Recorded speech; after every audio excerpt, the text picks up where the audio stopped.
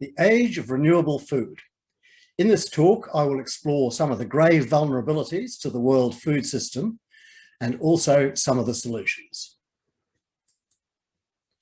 Food is the key to the future of human civilization and to our fate upon this planet. The world food supply is balanced on a knife edge, growing less and less secure as our numbers and our demands increase. Tonight, 130,000 more people will sit down to dinner than sat down last night. Together we consume about 24 billion meals every single day.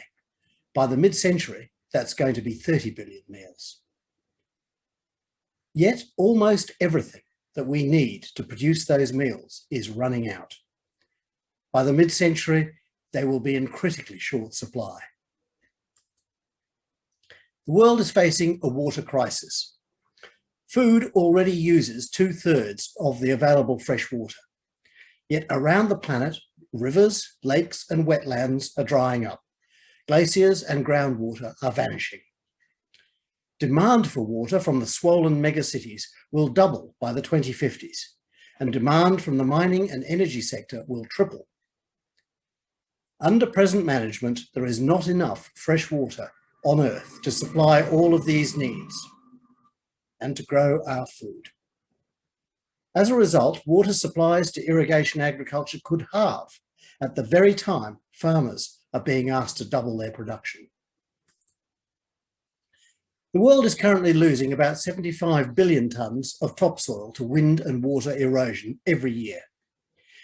That means that 10 kilos of soil is lost for every meal that you and I eat. We've already lost 1/3 of our soils, according to Sheffield University. By the mid-century, this continued attrition will halve the area of land available to grow the world's food. Not only are our soils being sacrificed at unsustainable rates, they are becoming more depleted in minerals and nutrients, more contaminated by salt and acidity, by plastics and by toxic chemicals. This vitiates the entire food supply. The stable era in which agriculture arose has ended. It is never coming back. 2 degrees of global warming is now unavoidable, and the world is on track for +4 or 5 degrees by 2100. The food supply is a major contributor to global warming, as much as 30%. At 2 degrees, agriculture becomes far harder. It will be hit by fiercer and more frequent droughts, by heat waves, fires, floods, soil losses, pest and disease outbreaks, and transport disruption. The world food supply will become increasingly fragile. At 4 degrees, agriculture over large parts of the world will become impossible. Food supplies in many regions will collapse. There will be tsunamis of refugees, and conflicts will break out. Our need for food is the greatest destroyer of the natural world. We have cleared more than half of the world's land area for food production, and we have emptied the oceans of fish. This has led to a collapse in the number of wild animals in the last half century, and decline in the very ecosystem services that support farming and all life itself. In addition, agriculture unleashes 5 million tonnes a year of highly specialised poisons into the Earth system. These kill pollinators and soil microbes that fertilise our crops, and they augment global warming. The great Harvard biologist E.O. Wilson says, "We are tearing down the biosphere. I do not think the world can sustain this."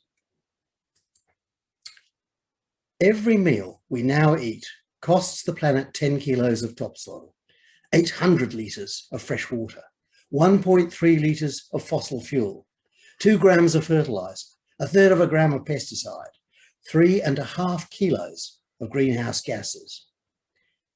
By the mid-century, we will be devouring 11 trillion meals a year, each of them using these resources.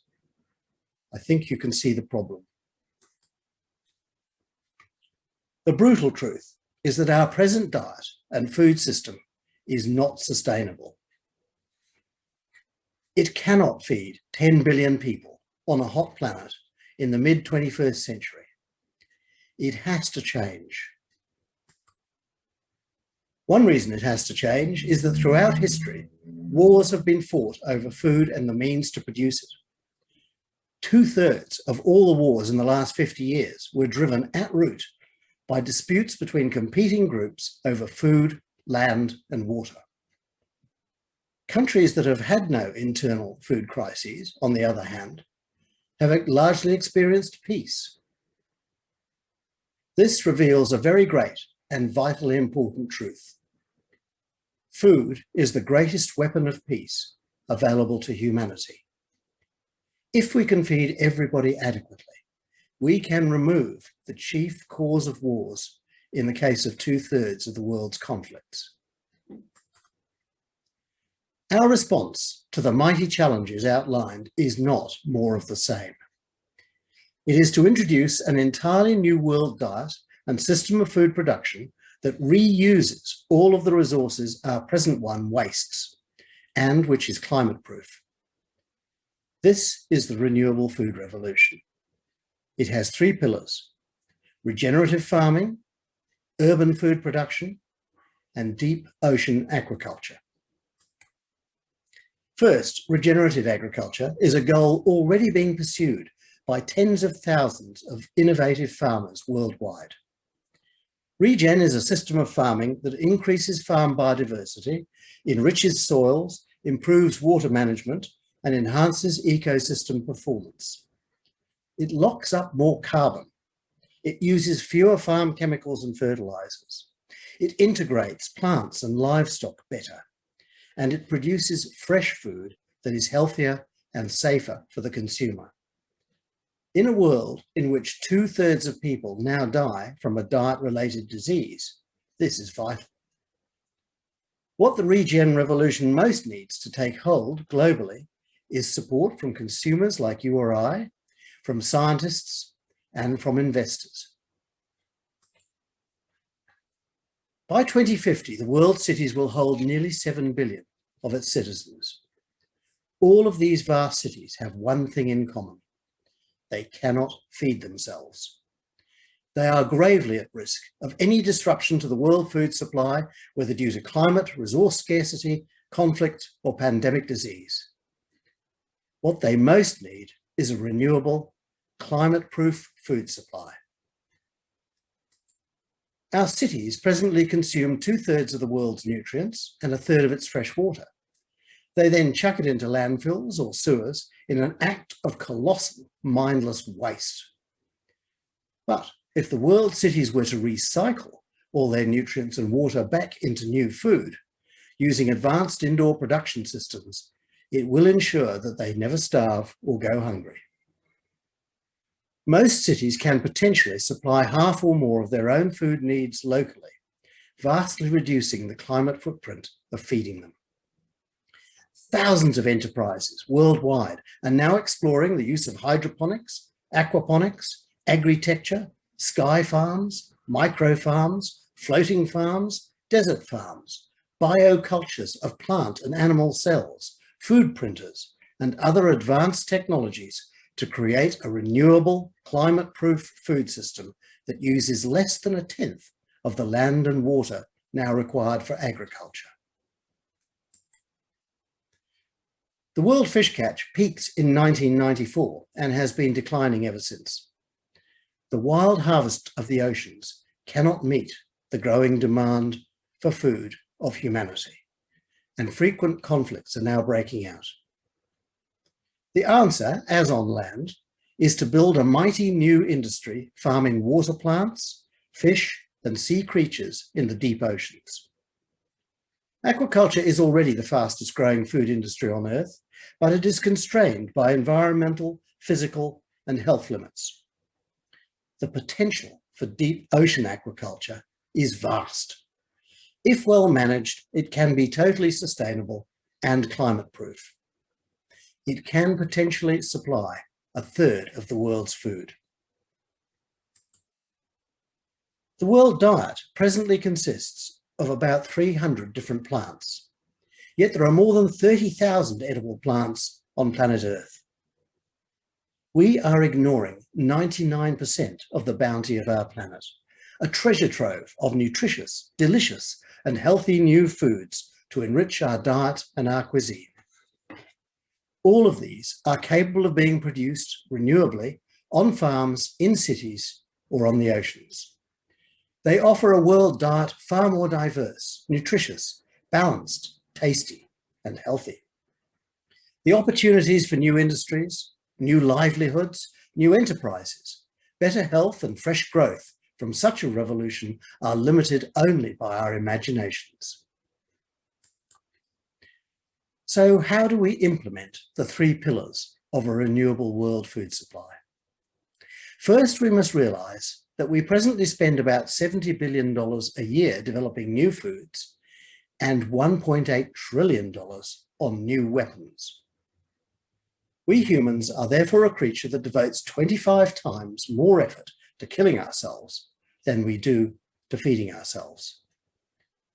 If we were to invest just 20%, 1/5 of the world military budget in peace through food, we will not only feed everybody at all times, we will lead much healthier lives, repair our damaged planet, and suffer far fewer wars.